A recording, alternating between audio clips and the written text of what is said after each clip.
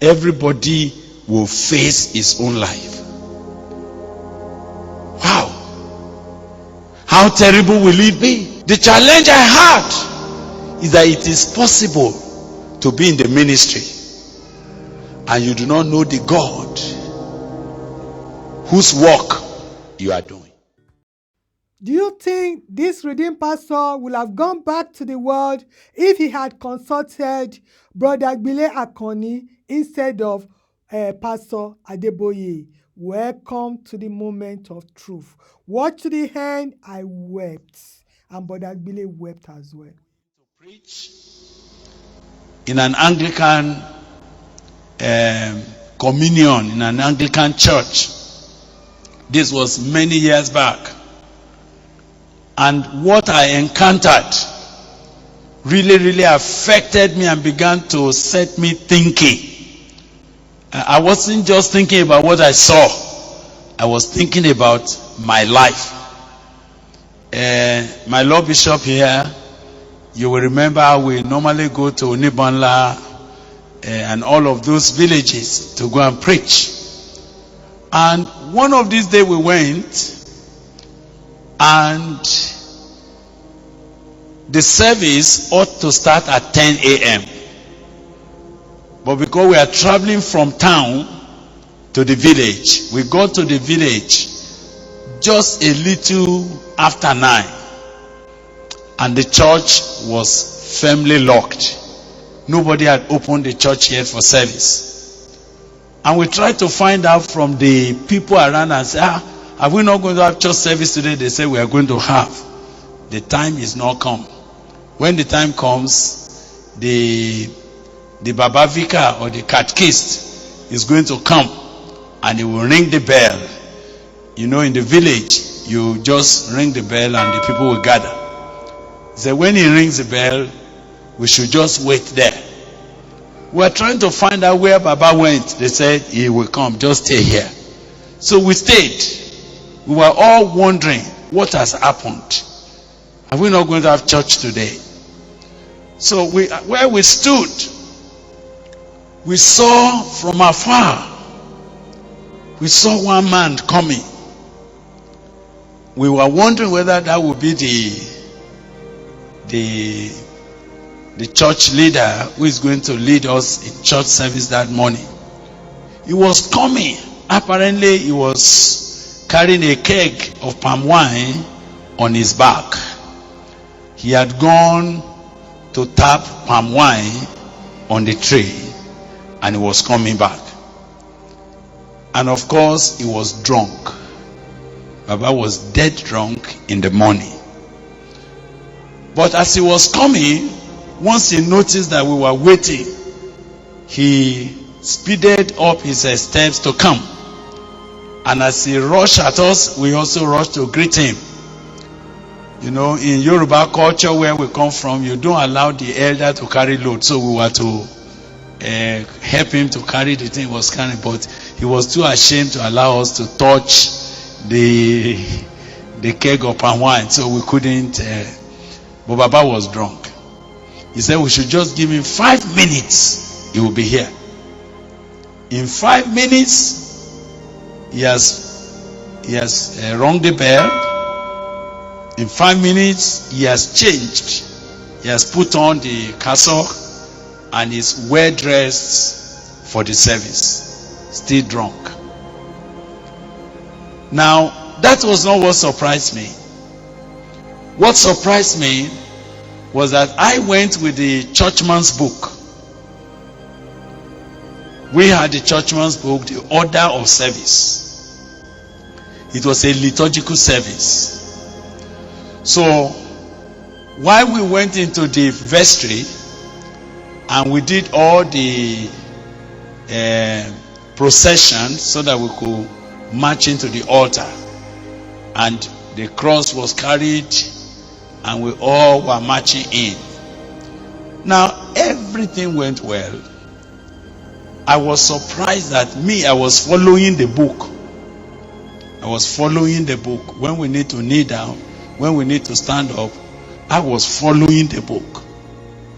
But Baba Catechist, he led the service even though drunk, and he did not miss one word. The service was perfect. There was no mistake. Where we need to kneel down before our Maker, he led us directly. When we need to read the psalm was quoted directly. And while we were reading the Bible and reading the book, he was conducting off head, and Baba never missed anything. And when the service finished, he said, "How was it?" We said, "It was very fine." "Did I miss anything?" We said, "No." He missed nothing. Everything went well, but was drunk. So a drunkard could lead service, and all proceedings will be correct. The only thing that was absent was God. Everything could be present, but God.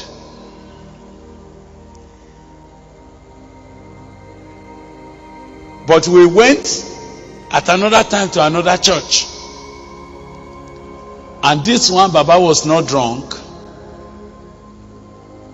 He was ready, he prepared everything. And when we finished service, I wanted to go and know his house. He said, no, I should not worry. That we have traveled far. How do I need to start getting to know the mission? There's no need. We should just go.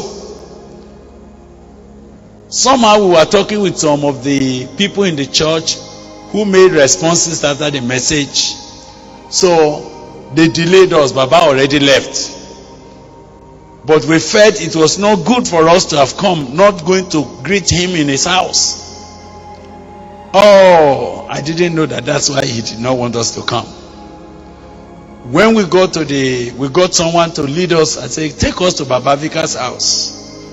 By the time he took us in, come and see what I discovered. I discovered the man who led us in service, who was supposed to be the man of God, he was also the herbalist of the village. And the people have come to him to consult, and he has carried the oracle, the IFA oracle, and he was throwing the opele on the ground to discern what is the problem of the people. And you know what challenged me was that because my own father, who was never a Christian, who refused to go to church because of the disappointment of many pastors, he was a herbalist, and pastors used to come to him for power.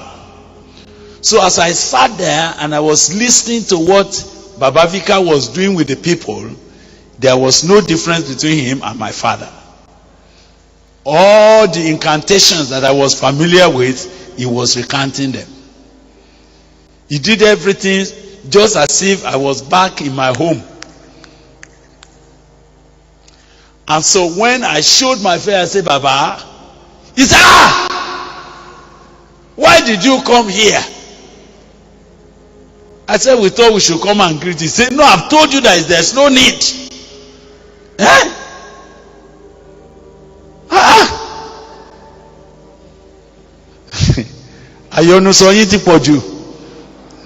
You look into many things.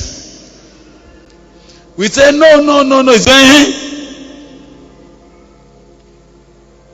He said, and it's not everything your eyes see that your mouth should talk about. Because he thought we were going to report him to the bishop. Of course, I went back to the bishop. I remember the bishop of Ibadan diocese that time. I said, "Baba, what is all this? I went this other place, the man is a drunkard. I went this other place, he's a herbalist. You know what the Lord Bishop told me? He said, so what do you want me to do? Should we close down the church? Since we don't have anybody else. Some of you that you know the truth, you are not joining the ministry. Those are the ones I have. I went back with my hand broken. The challenge I had is that it is possible to be in the ministry and you do not know the God whose work you are doing. You just heard it from the horse's mouth. The life story, the true life story. Many of your pastors are like that. That's why you have to know God for yourself. Stop following someone you don't know where they belong to.